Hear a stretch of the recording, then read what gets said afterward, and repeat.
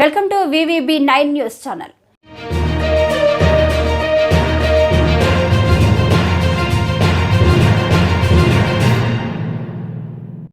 జగ్గయ్యపేట పట్టణంలో గత కొన్ని రోజులుగా ప్రమాదకరమైన వాంతులు విరేచనాలతో డయేరియా కేసులు ఎక్కువ మంది ప్రభుత్వ హాస్పిటల్లో చేరి వైద్యం చేయించుకుంటున్నారు. జగ్గయ్యపేట పట్టణ ప్రభుత్వ హాస్పిటల్లో డయేరియా బారిన పడిన రోగులను పరిశీలించడం జరిగింది.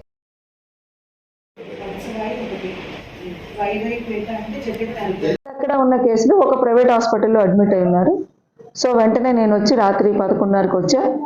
అప్పటికే మా టీం అందరూ ఉన్నారు, ఎమ్మెల్యే గారు కూడా ఉన్నారు. నాకు హెల్త్ మినిస్టర్ గారు కూడా, ఆయనకు కూడా ఇన్ఫర్మేషన్ తెలిసి సార్ కూడా నాకు ఆదేశాలు ఇవ్వడం జరిగింది. మీరు వెళ్ళి అన్నీ కూడా వాళ్ళకి ఏ ప్రాబ్లం లేకుండా చూడమని కూడా మాకు హెల్త్ మినిస్టర్ గారి దగ్గర నుంచి, అలానే మా కమిషనర్ గారి దగ్గర నుంచి కూడా రావడం జరిగిందండి.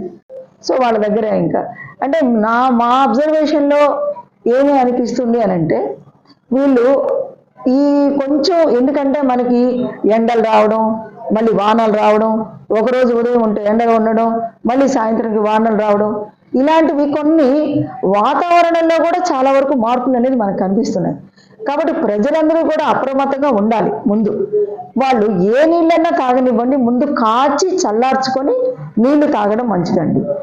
కేసెస్ కూడా చూసుకున్నాం. తర్వాత వాటిలో 2 కేసెస్ అప్పుడే బాగుంటే డిశ్చార్జ్ చేసేసారు ఆ డాక్టర్ గారు కూడా.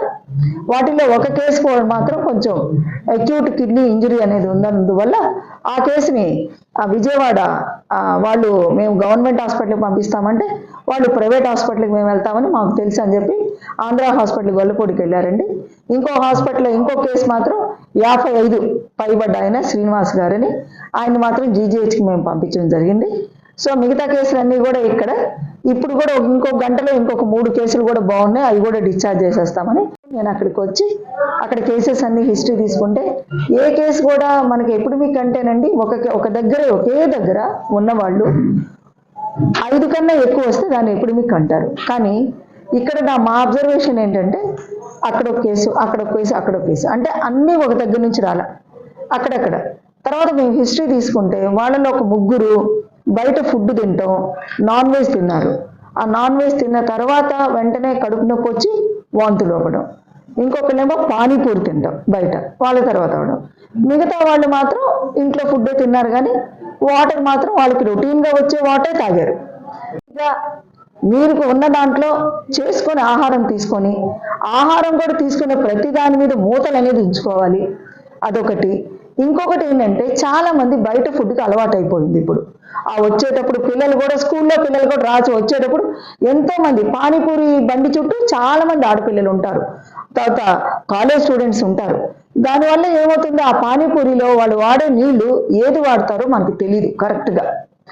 ఇంకొకటి ఏంటంటే చాలా మంది మినరల్ వాటర్ని ఒట్టి తీసేసుకొస్తున్నారు, మినరల్ వాటర్ తాగేసేస్తున్నారు. కానీ మీరు మినరల్ వాటర్ కూడా వేడిగా కాచి చల్లార్చి చేసుకోవడం అనేది చాలా ఉత్తమం, ఏ నీళ్ళైనా. తర్వాత మీరు తినే ఆహారం కూడా వేడిగా తింటాం. ఇప్పుడు మనకి ఈ ఫ్రిడ్జ్లన్నీ వచ్చిన తర్వాత ఏమవుతుందంటే 2-3 రోజుల ఆహారం కూడా అందుట్లో పెట్టుకుంటున్నాం. బాగానే ఉంటుంది అనుకుని చెప్పి అదే మళ్ళీ వేడి చేసుకుని తింటున్నాం.